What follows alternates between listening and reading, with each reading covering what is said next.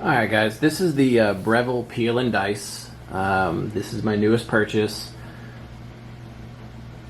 They come with a sous chef, which is a 16 cup, or you can get the Peel and Dice, which does cost $100 more, but you actually get the extra additional blade for the dicing, which is this one here, which I'll be using shortly. But the nice thing about these is it says it can peel up to 7 medium-sized potatoes in 25 seconds. Most of the videos that I've seen online are going somewhere between 4 and 5 potatoes. I went ahead and got some Yukons, some Baby Golds. They're nice potatoes. They're nothing too big, too crazy. They're a little closer to the 2.5 by 2.5 inch segments that they say to pick up for a potato. There's also not a lot in the directions regarding to how this actually is put together or supposed to work. So you just take the 16 cup, and then you're going to pop this out here. You're going to take this spindle, which is going to go into the middle. You're going to push it down, and it'll push into section. Then we're going to go down through the middle here with this, and it's going to push just till it locks in. You'll see just a little bit of space. Now this is just the peeler. This is the only version I'm going to be doing right now. So I'm going to take 4 of these potatoes, put them in. We're going to take our top, push it back on, lock it in place. We're going to turn it on. Now you do not have to hit the pulse for this. This is actually a 25-second timer, which will go up in 5-second increments. And here we go. We're going to give it a shot and see how it works.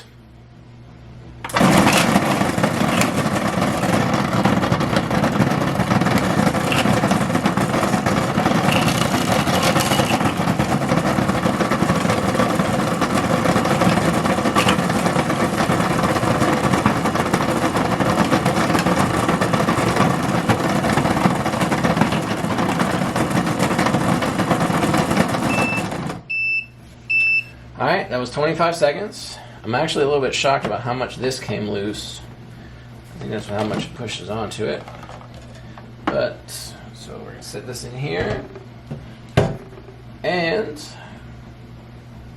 pretty much a perfectly peeled potato. Now they tell you just take these and you're going to rinse them off.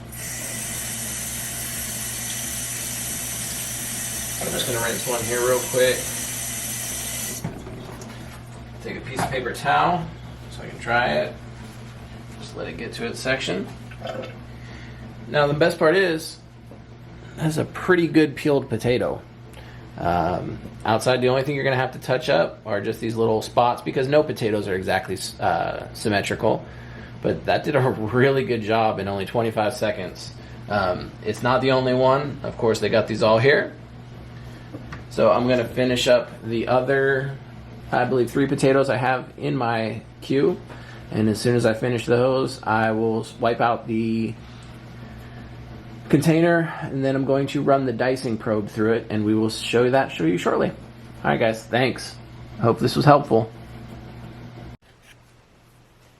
Alright, so now this is the second part of what we're going to do with the peel and dicing from the Breville Peel and Dice food processor. This is the 16 cup, so this is a lot bigger than what traditionally a lot of people will carry into their kitchens. The next part is actually setting up for the dicing. The dicing is a little bit more complicated than setting up the peeler. It was just the one gear and then the peeler. So this is the gear spindle. This is going to be the first piece that's going to go in. So it's going to go in and lock down. Make sure it's in tight. The next little section, this is called a separator. It's basically using it, it's going to come down over the top like this, and it's going to spin around, which is going to cause the potatoes to actually disperse throughout the container, so that way you're not just using one whole section of the container. Next, we're going to take the actual grate. So we're going to slide this down and over the top. And this is a little bit trickier because it's going to hear it click there. So you want to spin it around until you get that clicking sound. Because if not, it's not going to be able to sit down far enough, and then you're not going to be able to close the lid, and it's just going to cause a whole lot of problems.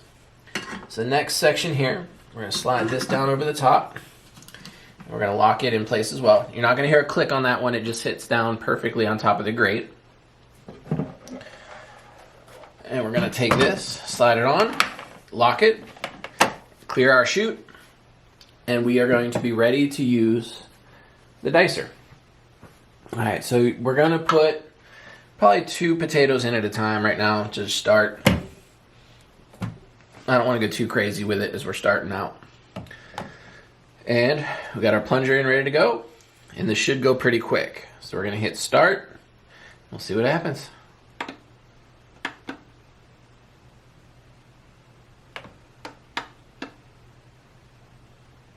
There it goes. Got to add a little pressure to it. And it goes straight down in. We'll hit that to stop it. We'll put a couple more potatoes in. Push it down, start again. And then once it comes out, you don't even have to actually stop it. The machine does it on its own. Got one last potato left to go. Let it go for a few moments. We're going to stop it there. Take and clear this off. Now you are left with a little bit of potato here. Let's take this and slide it. Be careful, these are extremely sharp. Nobody wants to get cut or hurt with these. It's caught up underneath.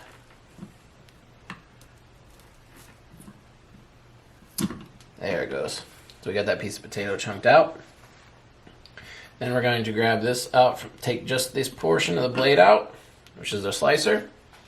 We're going to sit it to the side. Now as you see, you got a bunch of potato that's actually left in the grate.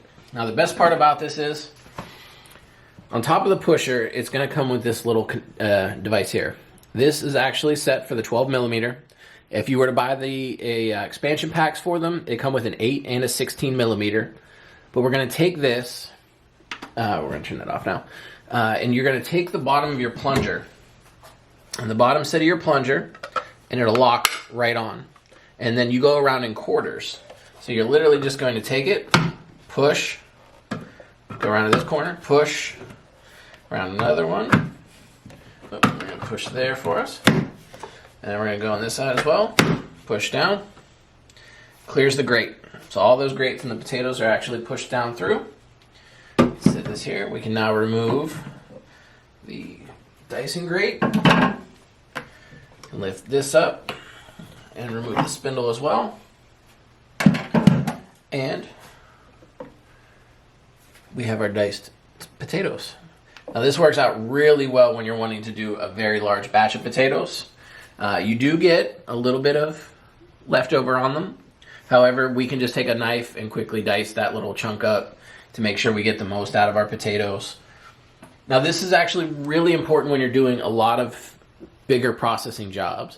Of course, if you've got a family of 2 and you're cooking, 3-4 potatoes that you're just going to use for mashed potatoes, the peeler could be useful, but it depends on how much you actually want to clean the machine. Rinsing it out only took a few moments. That was very simple. I'm sure cleaning this is going to be the same way. The only other thing that I did notice when you're doing these is you're going to pull this off, and you're going to see, I don't know if we can actually tell too much through the bottom, you're going to see that it carries a little bit of water weight to it. I mean, everybody who's ever dealt with potatoes before knows that you're going to get a lot of moisture weight into the bottom of any out of potatoes. The best part is I'm going to be able to just put this through a strainer, or a colander actually. My colander will be just used momentarily. I'm just going to make a quick fried hash brown out of these, do them up really quick, and this was just a test sample to see how this machine worked and to give an idea of how to actually set it up, since a lot of people have had a lot of troubles getting their machine set up the way they need it to, especially for your first time. So again, this was the Breville Sous Chef Peel and Dice 16 cup. If you have any questions, feel free to leave them in the comments, questions, and as always, make sure you hit the like and subscribe button. I am not sponsored by any of these companies again. The best part is these are items that I've personally purchased for my kitchen. things that I believe in, and I want to be able to bring them to you guys and show you what does and doesn't work, and hopefully give you an idea of what to expect if you make purchases. Again, guys, thank you for watching Feast or Famine, and we'll see you soon.